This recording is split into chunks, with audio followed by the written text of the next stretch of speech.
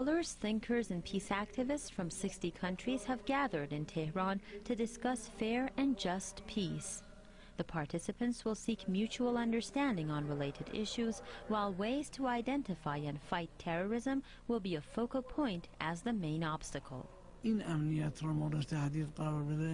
Any kind of activity that threatens the security of people is an act of terrorism, and we condemn it. The crackdown on military action against peaceful protesters is therefore considered terrorism. By the same token, resistance and fighting for your rights is respectful and dignified. One of the issues to be discussed is the role of the media in fighting terrorism and control over news outlets. Western countries claim to be fighting terrorism while they are the main supporters of terrorist groups. Take the MKO, for example. The group has been carrying out terror attacks in Iran for 30 years, and yet it's supported by Western countries.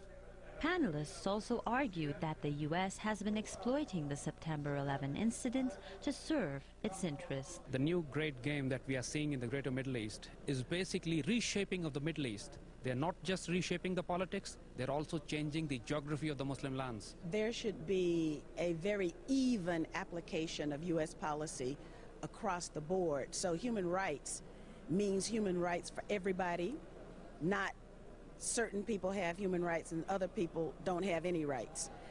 But unfortunately, what we are seeing is the very uneven application of specific legislation, international law, and even language. The world is controlled by about 400 families who have about 80% of the global wealth under their control. Now, not only do they have wealth under their control, but they use that wealth to push nations like the United Kingdom Army, the American Army, and the NATO and the United Nations to do what they want.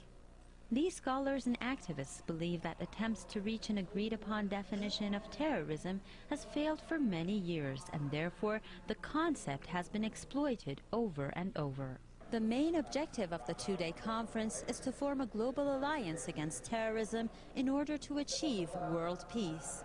Zaid Hamid, Press TV, Tehran.